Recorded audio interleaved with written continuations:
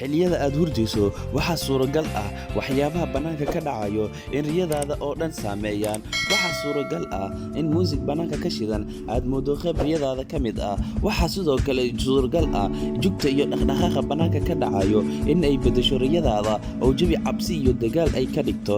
Tani waxaa la mid ah urka iyo carafta iyo urka. Urku waxa uu negative ka dhigaa riyadaada, halka waxyaabaha carafana dul muhiim ah oo positive ku leeyihiin hurdadaada. Haddii aad u baahan tahay in aad tijaabiso hal isbuuc oo dhan qolkaaga ama goobta aad seexanayso, ku dadaal in aad carfiso riyooyinkaaga positive in ay noqdaan ayay u badan yihiin. Tani sababteeduna waa xubnaha carfinta active yihiin xilliyada qofka uu hurdaayo.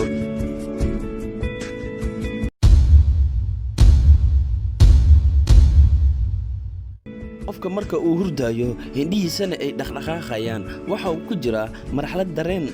Qofkaas ha ku degdegin in aad kiciso, waayo qofka ku jira marxalad dareen in aad kiciso waa dhaawac qofka aad u geysanayso. Sababtoo ah qofkaas maalintiisa oo dhan madax xanuun iyo daal iyo rafaad ayuu helayaa. Sidoo kale marxaladda qofka waxaa suuragal ah in uu riyo wanaagsan uu arkayo. Qofka hurdaayo suuragal ma ahan in uu hindhiso. Qofka hindhisayo haddaad aragto, qofkaas wuu soo jeedaa. Sidoo kale bilow waxa ay saameeyaan nidaamka hurdada. Waxa uu si toos ah u hurdi karaa marka uu helo qofka mugdi ku filan, balse bilooyinka khaasatan 13, 14 ama 15 oo kale, dayaxu waa mid iftiinkiisu aad u sareeyo marka loo eego maalmaha kale. Hurdo la'aantana aad ayay u badan yihiin.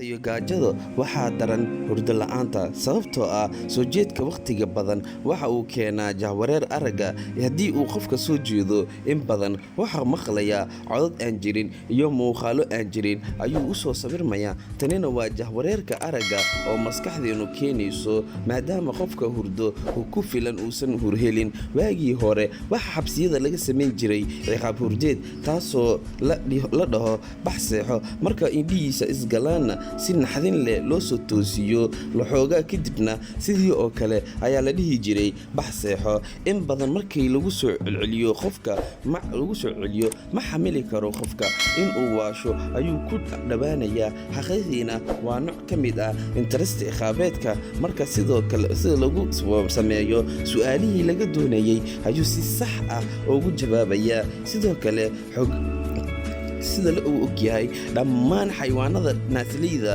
oo dhan waxay arkaan riyo, balse ma waxay arkaan riyooyinka bani'aadamka arkaan mise mid ka duwan? Ilaa hadda jawaab caddaynayo ma jiro. Sidoo kale shimbiraha naftooda especially ka mid ah waxay arkaan riyooyin, balse xamaaratada oo kale suuragal ma ahan inaan ku sheegno in ay riyoodaan. Sidoo kale cayaanadu iska badaaye in ay riyoodaan, in ay hurdaan iyo in kale ayaa shaki ku jiro. Adiga ma aragtay cayayaan hurdaayo?